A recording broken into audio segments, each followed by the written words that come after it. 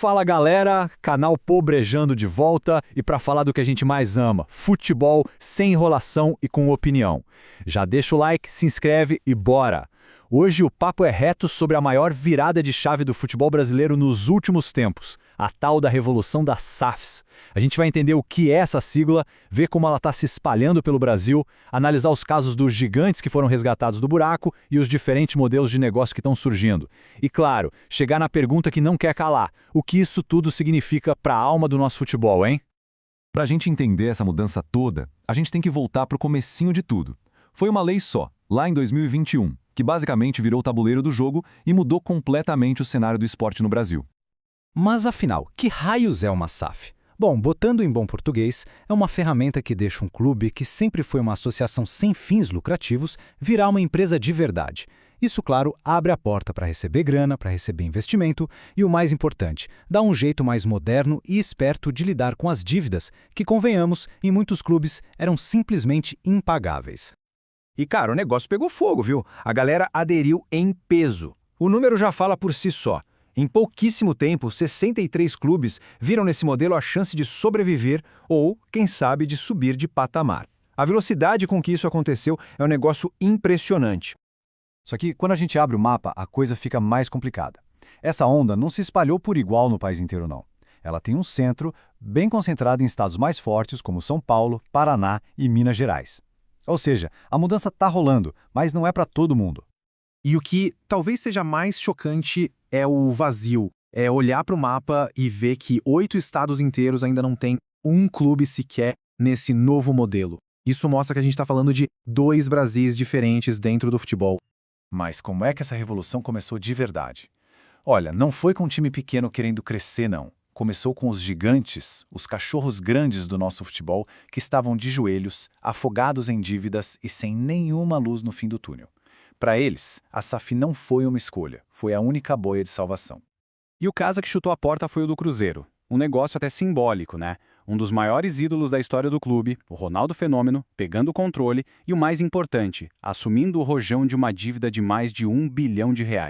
Aquilo foi um recado para o mercado inteiro. Logo na sequência veio o Botafogo, que estava numa situação de desespero financeiro bem parecida e seguiu um roteiro quase igual. Chegou um investidor americano, o John Textor, botou uma grana forte na mesa, mas também pegou uma dívida gigantesca no colo.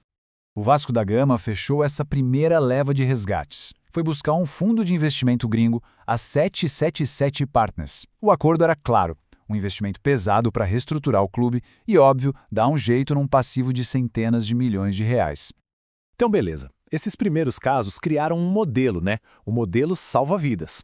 Só que a história não parou por aí. Conforme a ideia foi amadurecendo, começaram a aparecer outros tipos de investidores, com outras cabeças, com outras filosofias de gestão. E é aqui que o caminho se divide em 2, saca? De um lado, você tem um modelo do dono, uma figura central, um bilionário que é a cara do projeto. Do outro, tem o modelo do conglomerado, onde o clube vira mais uma peça numa engrenagem gigante, global, de futebol. O caso do Bahia com o Grupo City é o maior exemplo desse segundo caminho. Ali, a conversa era outra. Não se tratava mais de apagar um incêndio. Era um projeto de longo prazo, com um investimento bilionário para botar o Bahia numa rede mundial de clubes, trocando informação, jogador, estratégia. Então, depois do modelo do resgate e do modelo do conglomerado, parece que está pintando uma terceira via na história. Uma proposta que pode, quem sabe, mostrar um novo futuro para a gestão do futebol no Brasil. Aí fica a pergunta no ar, né? O futuro dos clubes é só escolher entre ter um dono bilionário ou virar uma filial de uma empresa gringa? O Fluminense parece estar procurando uma outra resposta. A proposta que chegou na mesa do clube já começa com um número de impacto. R$500 milhão de investimento logo de cara. É uma injeção de capital para mudar a realidade do clube da noite para o dia.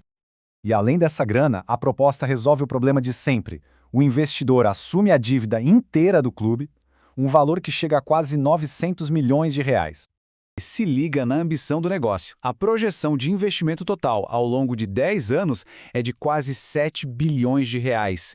É um número que muda completamente o patamar da discussão sobre o futuro do clube. Mas o que é realmente diferente aqui não é só a grana, é a estrutura.